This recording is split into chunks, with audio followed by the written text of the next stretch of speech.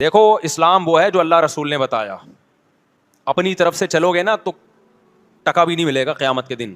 اخپل طریقے سے آپ اللہ کو راضی کرنے کی کوشش کرو گے, اللہ راضی نہیں ہوگا, اللہ راضی نہیں ہوگا. حضرت عمر کہتے ہیں ایک واقعہ ہے کہ ایک پادری کو دیکھا جو رو رو کے نا نالیاں پڑ گئی تھیں, سوکھا ہو گیا تھا بالکل دبلا. حضرت عمر اس کو دیکھ کے رو پڑے, کہا کہ دنیا میں بھی اپنے آپ کو عذاب میں ڈالا, آخرت میں بھی عذاب میں, کیونکہ دین برحق کو فالو نہیں کر رہا, اپنی طرف سے اللہ کو راضی کرنے کی کوشش کر رہا ہے.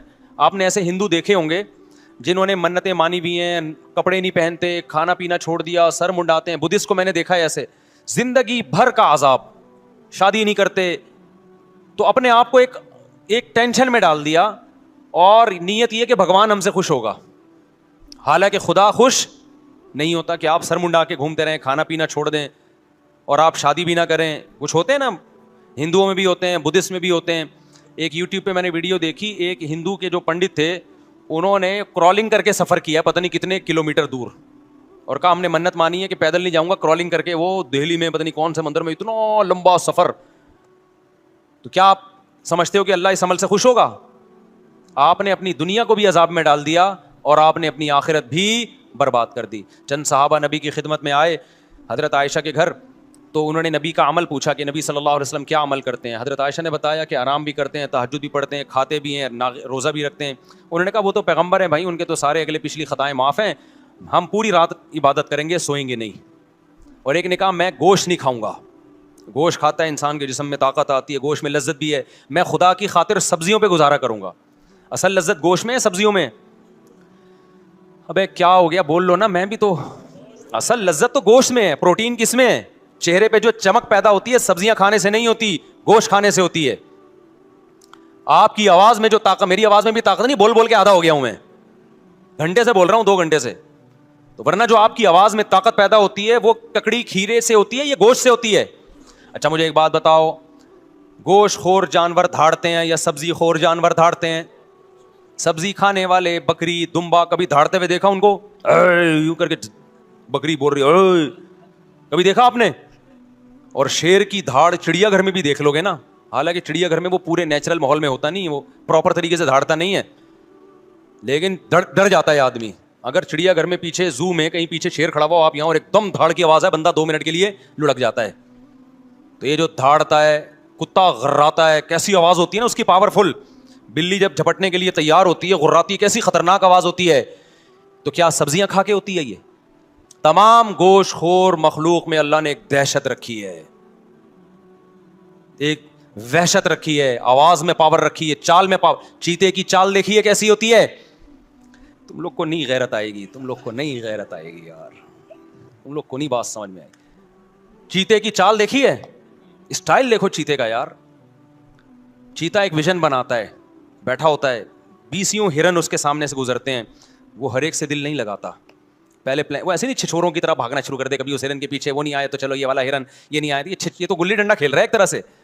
ایسا نہیں کرتا چیتا, کیونکہ گوشت خور ہے نا, تو ہر کام خاندانی طریقے سے ہوگا. چیتے پہ ایک پوری ڈاکومنٹری آپ دیکھیں, گوروں نے بنائی ہے. چیتا کیا کرتا ہے, پہلے تمیز سے بیٹھے گا,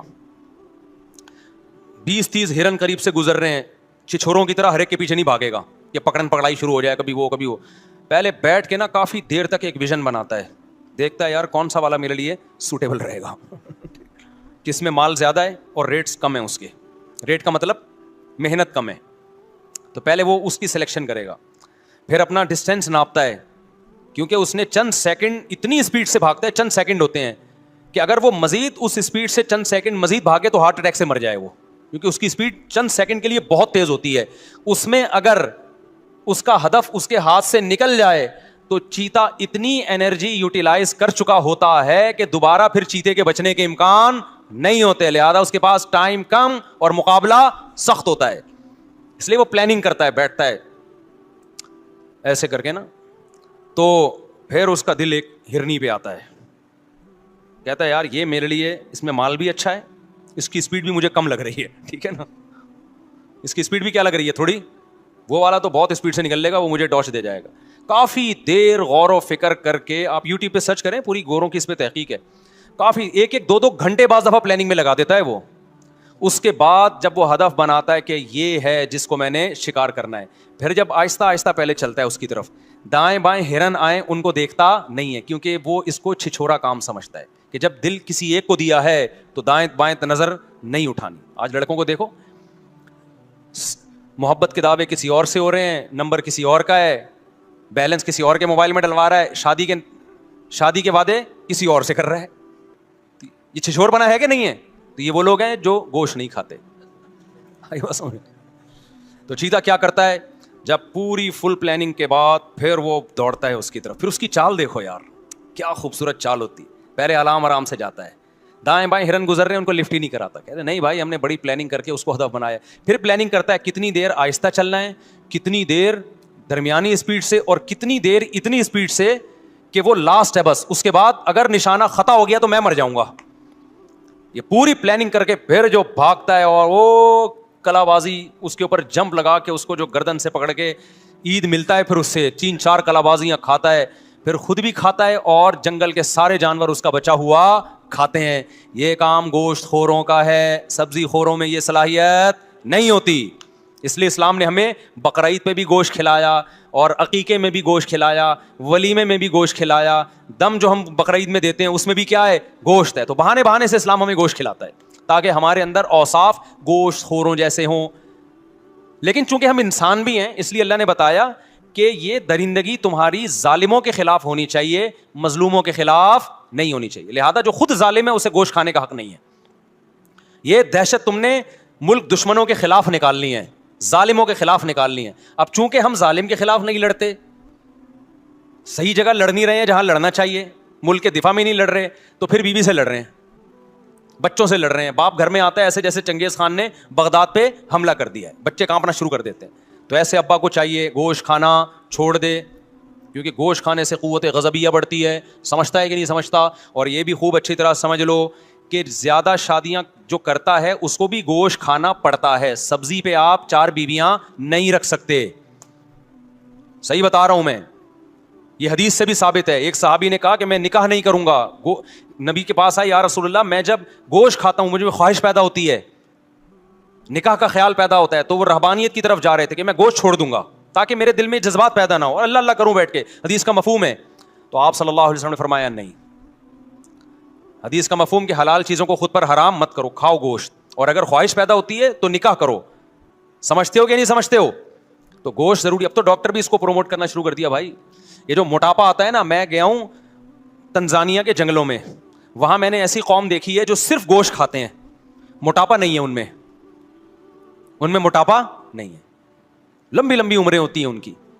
لیکن جو چاول کھاتے ہیں ہر وقت, چاول, بریانیاں, پلاؤ, تو وہ تھوڑے دن میں کیا ہو جاتے ہیں بھائی, دیگوں کی بریانیاں کھاتے کھاتے خود دیگ بن گئے. بس ایک ڈھکن کی دیر ہے. سمجھ رہے ہو کہ کھائیں, منع نہیں کیا آپ کو, لیکن زیادہ فوکس کس کو کریں آپ؟ بھائی ڈاکٹر سے پوچھ لیں, ایسا نہ ہو گوشت کھا کے مر جائیں, کچھ اور ہو جائے. میں تو ایک موٹیویشن کے لیے بات کر رہا ہوں, باقی ڈاکٹر بتائے گا آپ کو کیا کھانا ہے کیا نہیں کھانا. میں تو کوئی اور سوال کا جواب دینے لگا تھا, یہ مجھے ادھر پتہ نہیں کدھر چلا گیا. میں جواب کیا دے رہا تھا؟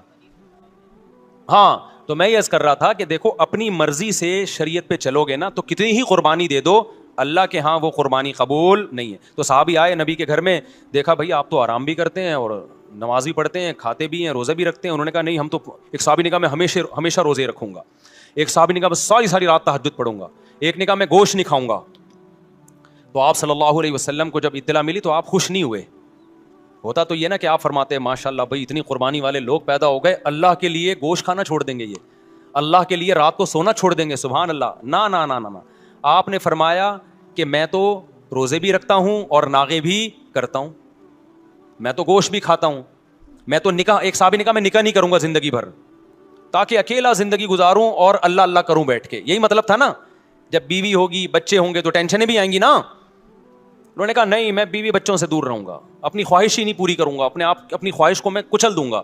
دیکھنے میں تو بڑا جذبہ ہے بھائی, کیا خیال ہے کہ آپ کے اندر ایک خواہش پیدا ہو رہی ہے, آپ کو میں نے پوری نہیں کرنی ہے وہ, لیکن اس جذبے کو پیغمبر صلی اللہ علیہ وسلم نے پسند نہیں کیا. نارمل زندگی گزارو. آپ نے فرمایا میں تو نکاح بھی کرتا ہوں اور میں تو روزے بھی رکھتا ہوں, ناغے بھی کرتا ہوں, اور میں تو رات کو آرام بھی کرتا ہوں, نیند بھی کرتا ہوں اور نماز بھی پڑھتا ہوں. آپ نے فرمایا جو میرے طریقے سے ہٹ کے اللہ کو راضی کرنے کی کوشش کرے گا وہ مجھ میں سے نہیں, میرا امتی نہیں ہے, اور ظاہر ہے پھر اس کی بخشش قیامت میں نہیں ہوگی. اخپل طریقے سے اگر آپ قربانیاں دینا شروع کر دو گے, اس قربانی کی اللہ کے ہاں کوئی قدر نہیں. دیکھو ایک آخری مثال دے کے بات ختم کرتا ہوں. ہم رمضان میں روزہ رکھتے ہیں غروب آفتاب تک, غروب آفتاب کے بعد افطار میں جلدی کرتے ہیں. اگر کوئی فنٹر گیری شروع کر دے کہ میں نے جناب 15 گھنٹے کا روزہ رکھ لیا, سب نے رکھا, میں اللہ کی خاطر 1 گھنٹہ اور بھوک برداشت کروں گا, تو ثواب ملے گا گناہ ملے گا؟ گناہ. بھائی جب تک اللہ نے کہا تھا بھوک ہے, اب اللہ نے پابندی ہٹا دی, تو اب اگر تو پانی نہیں پی رہا تو اس سے اللہ خوش نہیں ہوگا. اب یہ تیری اپنی بنائی ہوئی ہے. تو خوب سمجھ لو, بدعات جب ہم کرتے ہیں ہم اپنی طرف سے پیغمبر کو خوش کرنے کی کوشش کر رہے ہوتے ہیں, ہم اپنی طرف سے اللہ کو خوش کرنے کی کوشش کر رہے ہوتے ہیں, لیکن اللہ کہتا ہے کہ یہ تمہارا اپنا گڑا ہوا طریقہ ہے, یہ میں نے نہیں بتایا, لہذا اس سے میں خوش نہیں ہوں گا. پبلک میں واہ واہ ہو جائے گی مگر میں اس سے خوش نہیں ہوں گا. تو اس لیے ہم نے صرف وہ کرنا ہے جو اللہ رسول نے بتایا ہے. بدعت کے قریب نہیں جانا ہم نے, نہ ربیع الاول میں جانا ہے نہ ہم نے محرم میں جانا ہے. سمجھتا ہے کہ نہیں سمجھتا ہے؟ ہوا و حرص والا دل بدل دے, میرا غفلت میں ڈوبا دل بدل دے.